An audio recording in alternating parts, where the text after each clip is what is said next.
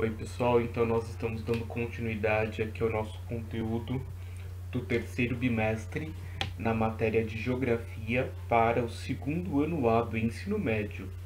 Então, nós estamos dando continuidade aqui ao terceiro bimestre, matéria de Geografia para o segundo ano A do ensino médio. E aqui nessa sequência, então, nós estamos lá na nossas aulas 38 e 39, falando sobre revoluções industriais, certo?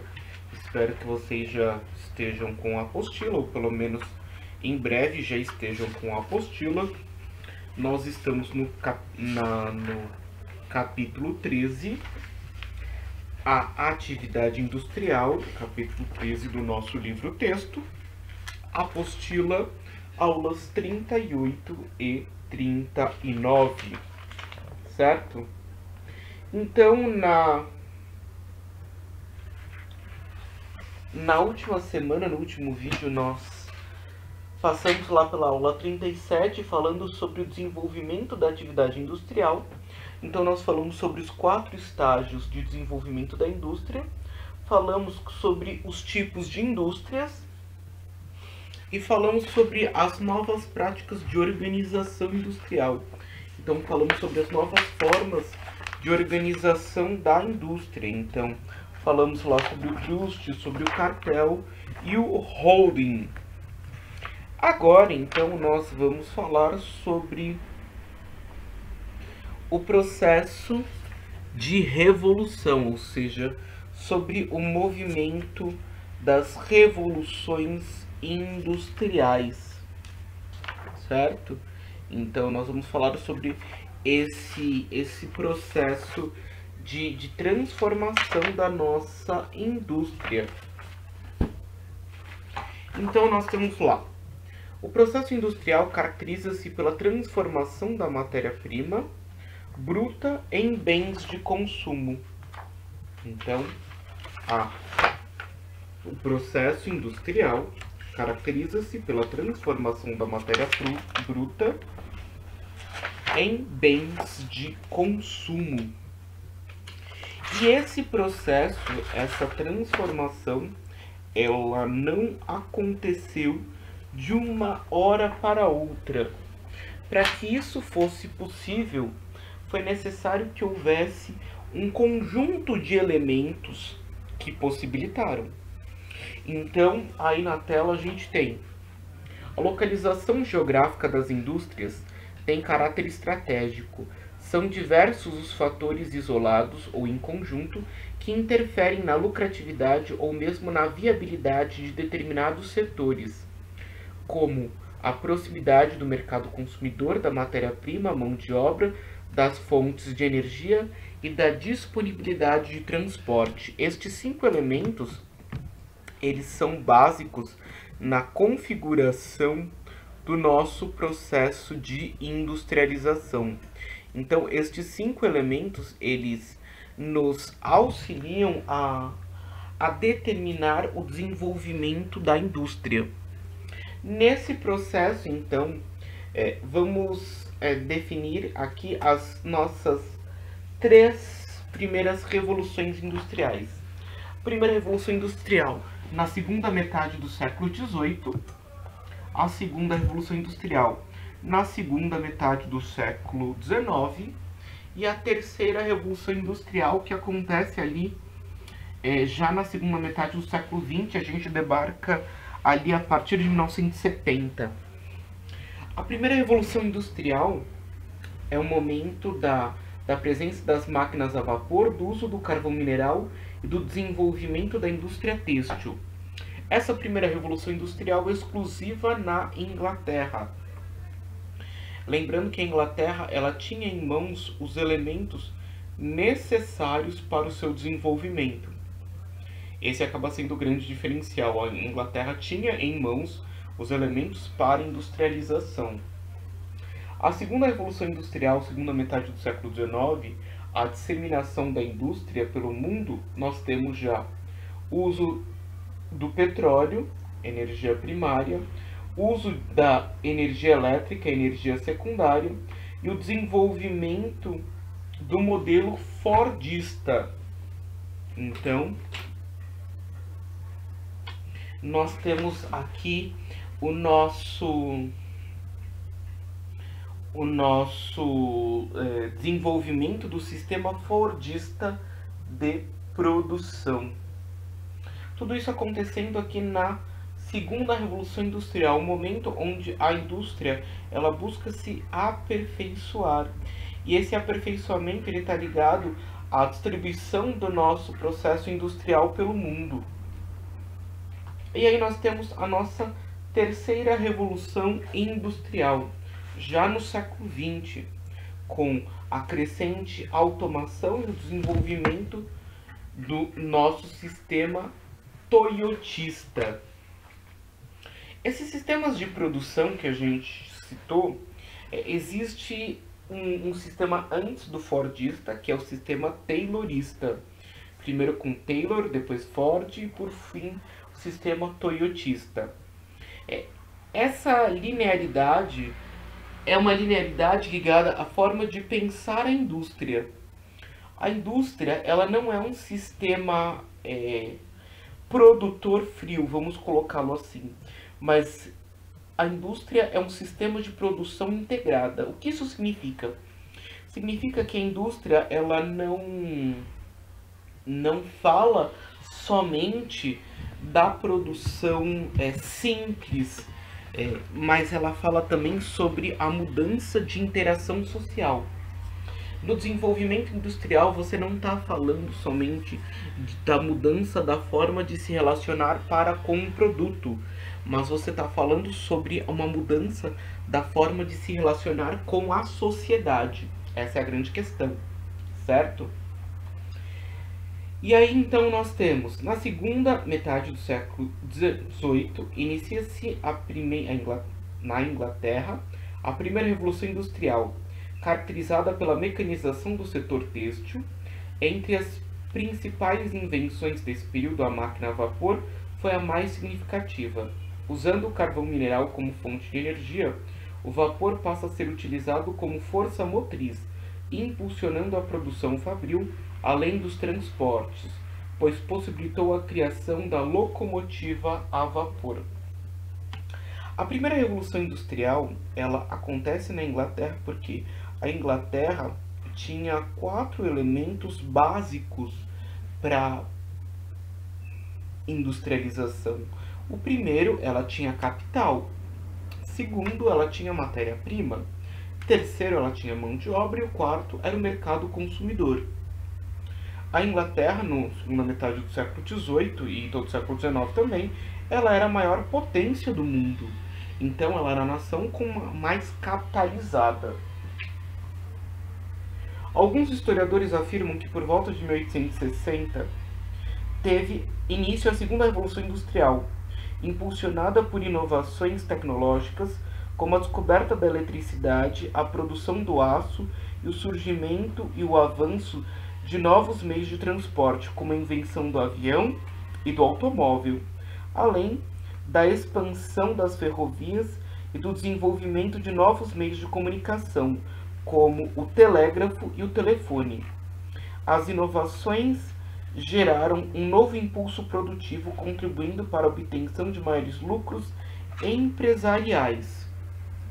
A segunda revolução industrial, então, lembrem que as revoluções industriais, elas não são somente uma evolução do sistema produtivo, mas elas não são somente, mas elas são também uma mudança na sociedade. O que muda aqui não é somente o modo de produção, mas a forma de interação social também é alterada. A forma de interação social também é modificada. Essa é a grande questão.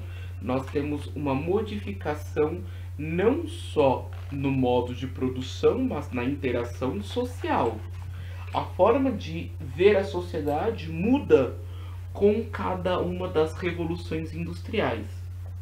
Então, a forma de ver o mundo muda com cada Revolução Industrial, certo? E aí nós temos aqui o Fordismo.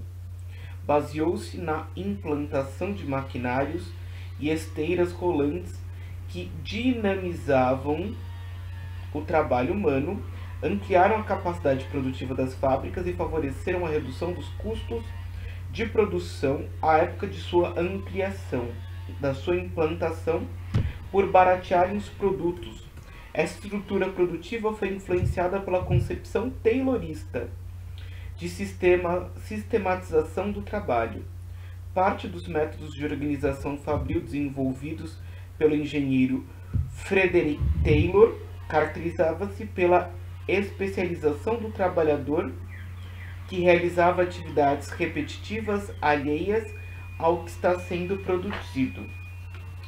O sistema Fordista, então, é aquele sistema clássico da linha de montagem, tá? Ford aqui, o Henry Ford, que é o que institui esse sistema produtivo, como o nome marca já nos diz, é um sistema produtivo ligado à linha de montagem de carros.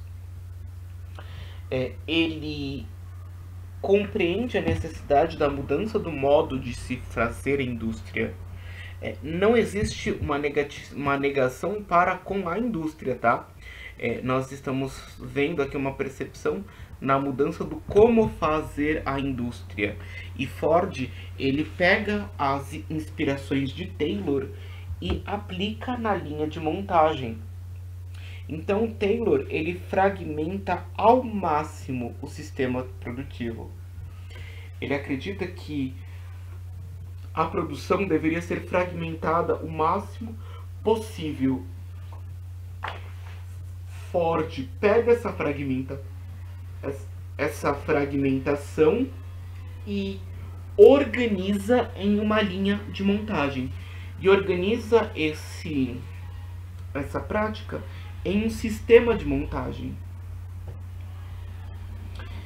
E aí nós temos aqui, as linhas de montagens toyotistas ou pós-fordistas demandam menos trabalho, pois exigem mão de obra mais qualificada. Quando a gente está aqui nesse sentido, nós podemos pegar os sistemas produtivos em 3 patamares. Primeiro patamar é o do Frederick Taylor, segundo patamar é do Henry Ford e terceiro patamar é a produção pós-fordista com o toyotismo. Nós podemos entender que uma é a evolução da outra. Cada sistema produtivo que vem é a consequência da melhora do sistema produtivo anterior. Cada uma dessas maneiras de ver a produção, elas são a consequência de uma melhora do sistema produtivo anterior. Então elas buscam a todo instante um aperfeiçoamento.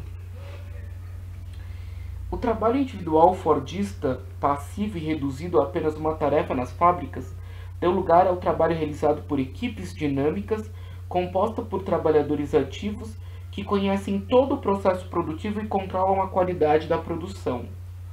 Além de desenvolverem inovações que visam melhorar a empresa, as atividades braçais passaram a ser executadas por maquinários, robôs, cada vez mais sofisticados, controlados por profissionais qualificados e aptos a operar programas computacionais.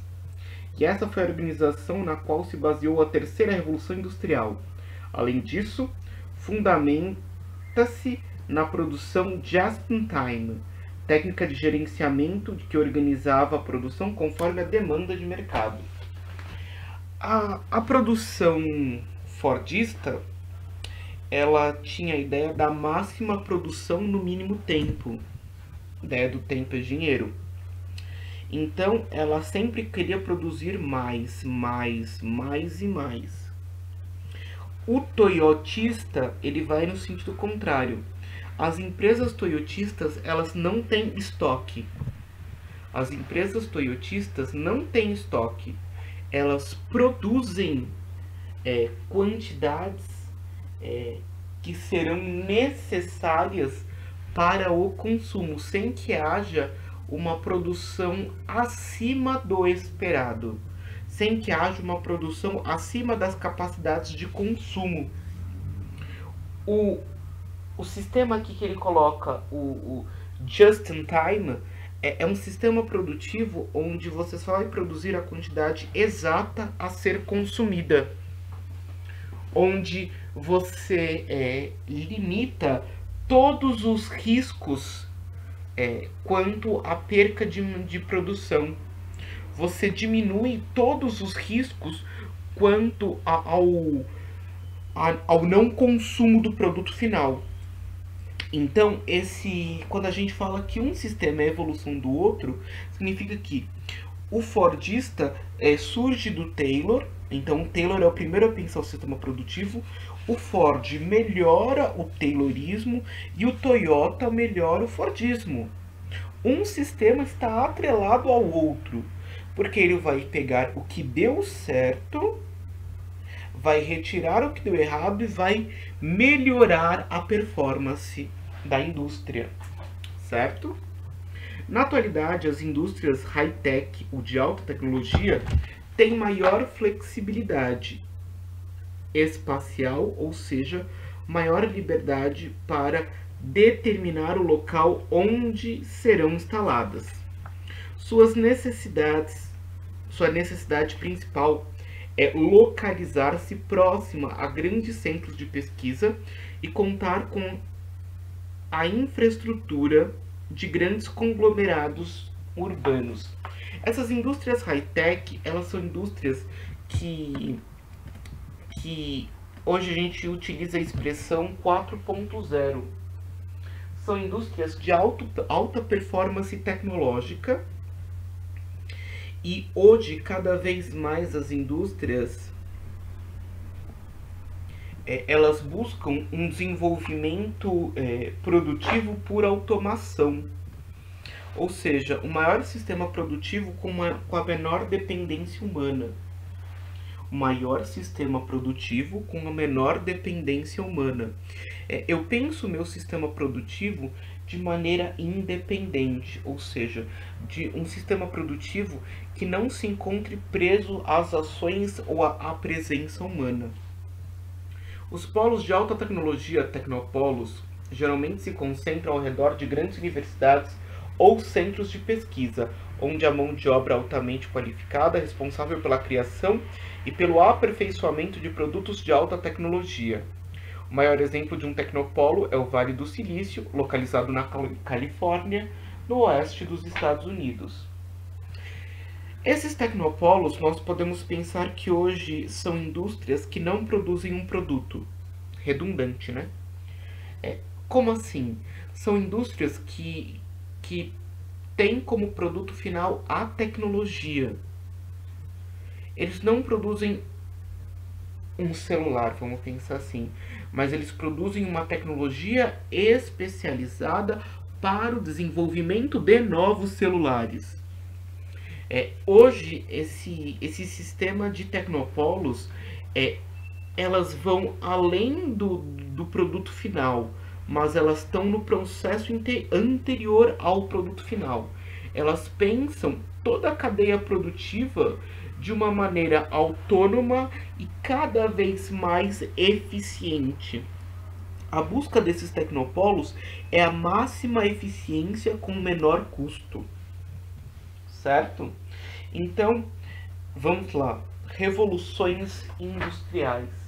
As revoluções industriais, elas têm que ser compreendidas como um processo ininterrupto. E toda revolução industrial, ela não causa somente a mudança do modo de produção, mas ela causa também a mudança da interação social. Não é só o produto que muda, é o relacionamento social. O indivíduo também muda. Como vocês estudam desde o primeiro médio, a sociologia, ela é uma ciência que surge por necessidade da primeira revolução industrial. Então, a necessidade de entender essa nova sociedade que vinha surgindo era tão grande que se cria uma nova ciência que foi a sociologia. Olha o patamar, olha a força que esse processo revolucionário tem, olha a capacidade de interação social que esse processo produtivo, que essa prática produtiva nos apresenta, certo? Seguinte, como ainda acredito que muitos não têm apostila ainda, então a atividade será publicada lá no Google Classroom. Tá aí o código, para quem ainda não sabe, né? Já devia saber, mas para quem ainda não sabe, está aí o código da sala, que você entra lá na nossa sala do Classroom e faz a atividade diretamente lá, tá? Não precisa me enviar por outro aplicativo, me envie diretamente pelo Classroom, certo? Tchau, pessoal. Até o nosso próximo vídeo ou até a nossa live. Tchau.